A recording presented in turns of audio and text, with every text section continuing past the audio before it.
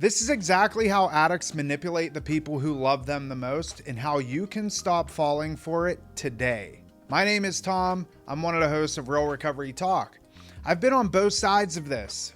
When I was addicted, I used every manipulation tactic in the book. Now I help families see those patterns that are destroying their peace so that they can stop enabling and start healing. In this video, you're going to learn the 4 biggest manipulation plays: the victim, the blame game, priming, and the fix-it trap. I'll give you the exact scripts to use when they say things like, "You made me do this," or "Hey, I just need 20 bucks." These tools are evidence-backed and they work because not only was I the guilty one using them, but I've also instructed many families how to navigate them. Let's get into it. And first up, the victim play.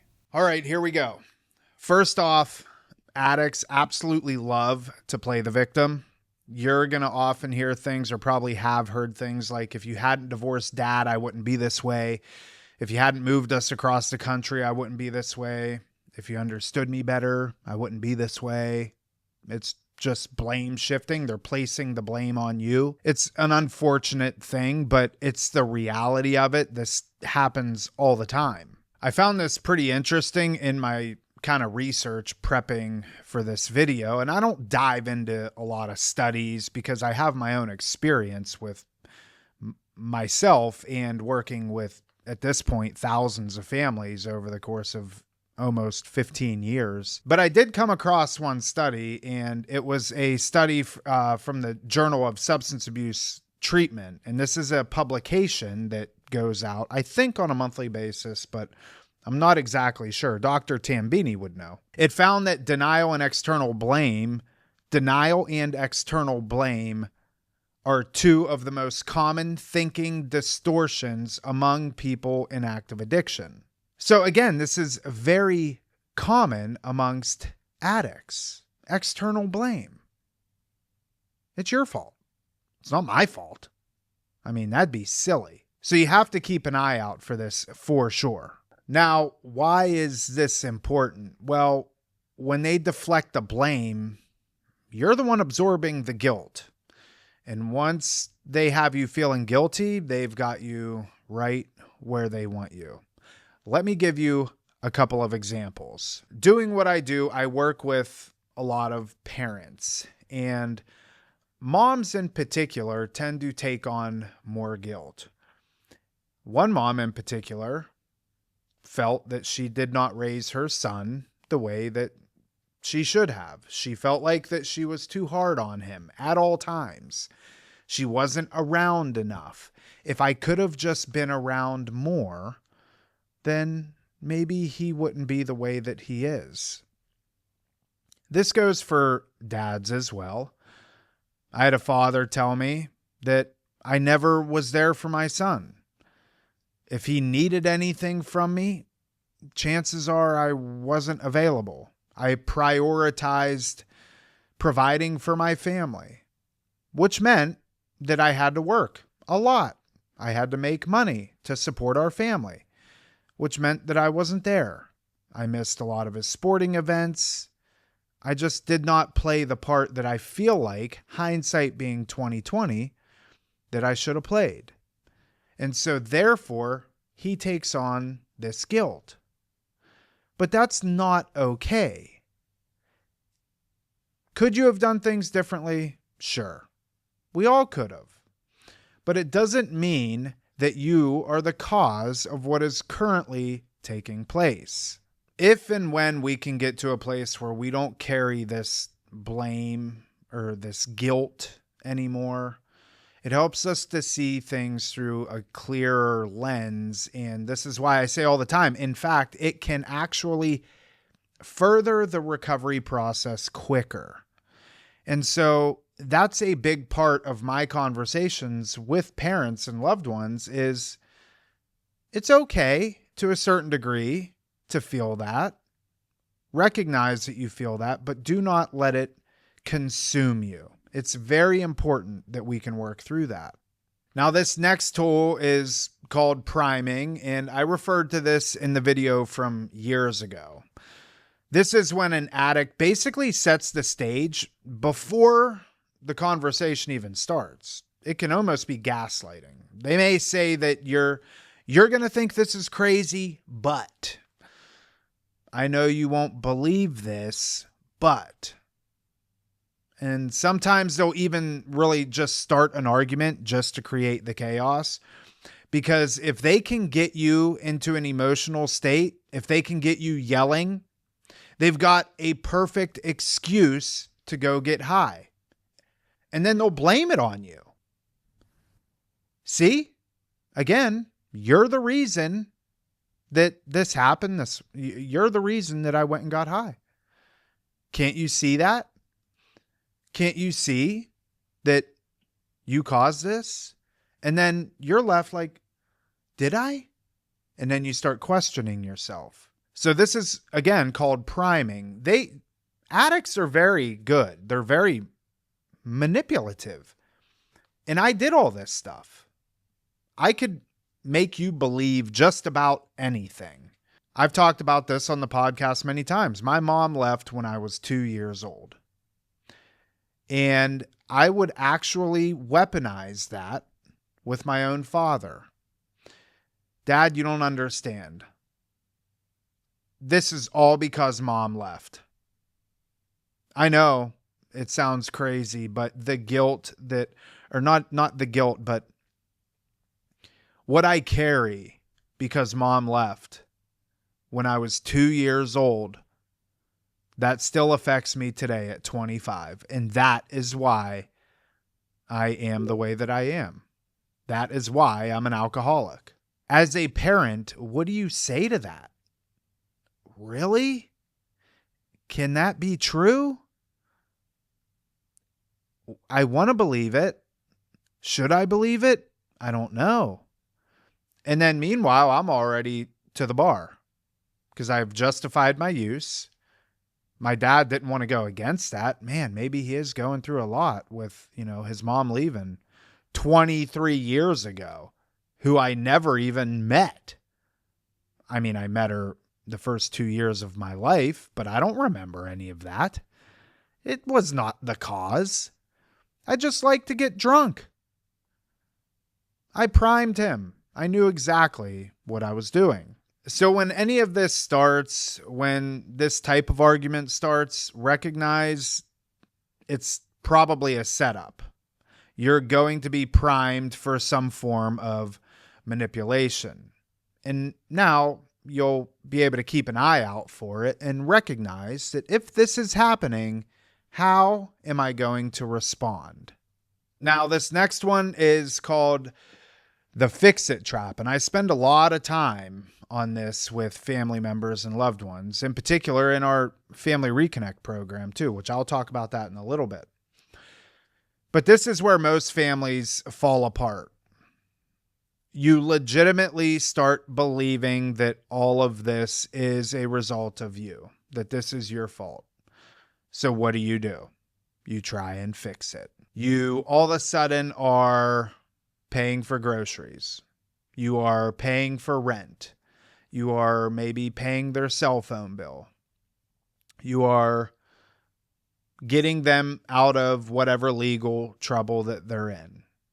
You're hiring attorneys for the DUI that they received a couple of weeks ago. Fill in the blank. You know what it is. Maybe you've done that. And it is because we feel guilty. There's a piece of us that thinks maybe I am the reason for this. And if that is true, then I am also the one that needs to fix it. That's a bad place to be. The truth is, the more that you do this, the less likely they are to recover. Let's assume that any of this is even true. The fact still is, if you continue to try and fix this, if you continue to try and give them the resources so they're not homeless. This is a good one. I'm going to pay their cell phone bill so I can track them and I know where they are at all times. You shouldn't have to do that. I'm going to pay their rent because I don't want them to be homeless. And if they're living out on the streets, well, they could die. The likelihood of them dying remains the same, whether they're on the streets or if they're in their nice, comfortable home. If you're paying $1,200 a month in rent, they're scraping up money from somewhere to get drugs from somewhere and somebody. So again, the more that you rescue, the less likely they are to recover.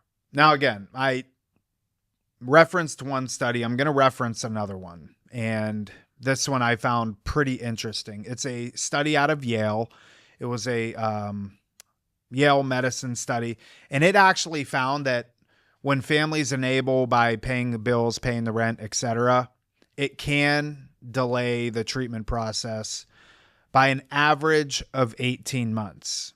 So, in other words, by continuing to do this stuff, could take 18 months, maybe 2 years. Again, 18 months average. So some going to be a little bit shorter and some being maybe substantially longer. It is going to prolong the process. And Ben talks about this all the time on the podcast, that when I was faced with a position of either getting a cheeseburger or getting heroin, 9 times out of 10, I'm going to get heroin.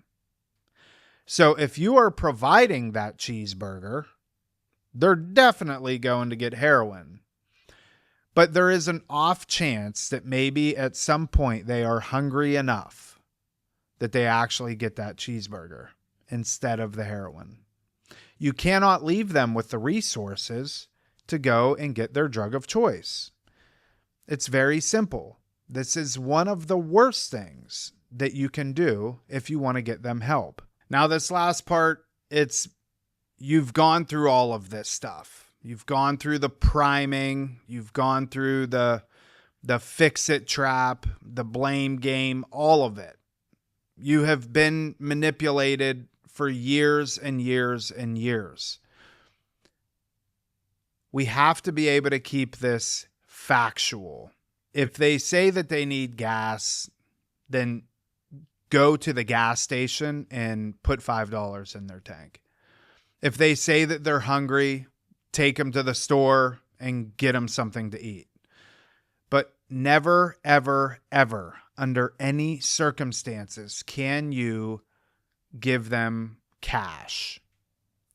You can't. And when I say cash, I also mean you cannot give them Visa gift cards. You cannot give them just any form of gift card, because what can happen and does happen is we just go and we trade those in for cash. I'll give you $100, Visa gift card. Just give me $70 or $80 cash. I'll take the loss, but I can't go buy drugs with a Visa gift card. So I need the cash. So I'll give you the $100 Visa gift card and you give me $70 or $80 cash. You have to keep this factual. You have to be able to see it for what it is. Even though it is your loved one, even though you want them to live the best life that they can possibly live, and you probably feel that they're not going to be able to live that life without your help. Very well may be true, but that doesn't mean that you don't try. Rest assured, if you continue to help, they have no reason to live their best life. They have no reason to stop using. They have no reason to stop drinking. They have no reason to go and actually get a job and to be productive and so on and so forth. Now, the last thing that I'm going to say is not only do you need to continue to educate yourself, but you also need to communicate with everybody else around you. Here's the thing. If you set boundaries with your loved one and grandma comes on the back end of it and totally dismantles all of that, it doesn't work. And grandmas sometimes are, they can be easily manipulated. Oh, I'm just going to go to grandma. Grandma will give me $20 or $30. So make sure, along with you continuing to educate yourself, you must continue to communicate with all of the main players. I say this all the time. We need to have everybody in the role that they play. Who are all the characters in this movie or in this story? Know who those people are. Identify those people. What role do they play? And make sure that they understand what's at stake here. Grandma, I know when he comes to you and asks you for money, it is going to pull at your heartstrings in the worst way, and you're going to want to give him that money. But just know that I need you to not do that. And this is why. Grandma doesn't know. Grandma just sees her grandbaby hurting, struggling, needs a little bit of food in his stomach. And grandma's not in a position to leave the house and go. She's not. So I'll just give him the money and he can go. Oh, I trust that he's going to. Make sure that everybody knows. You have to really think about cutting off an addict's supply line. If they don't have a supply line, if they don't have the resources to get drugs, to get alcohol, then at least they're going to have a harder chance of getting it. And that is where you ultimately want them to be.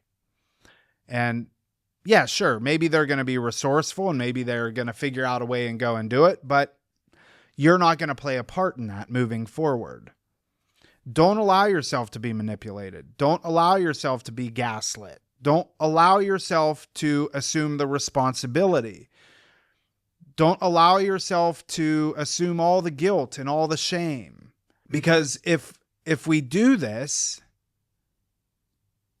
it's not healthy for us. It's not. It is not healthy for us, and it ultimately prolongs the process even longer.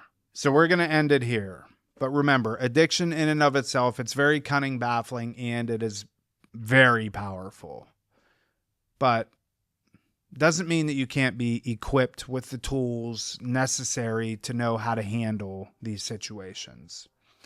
If you would like, you could reach out to me, Tom at realrecoverytalk.com. That's my email address. Also info at realrecoverytalk.com. I also encourage you to check out our Family Reconnect program. We launched this a few months back. It's been absolutely phenomenal. And it is a support group. We have expert speakers come in. Myself, Ben, Dr. Tambini, we're on there every single week. And it's great. We encourage crosstalk. We encourage bring your problems, bring your situations, and let us speak into that and allow the other people inside of the group to speak into that, because chances are you don't have support. And our idea behind it was a lot of times with families and loved ones, we can't trust that you're going to go out and seek that support. So we bring it to you. So make sure, go click the link in the description. Also, you can also just visit realrecoverytalk.com/FRC, but the link is in the description. Just click that, get signed up.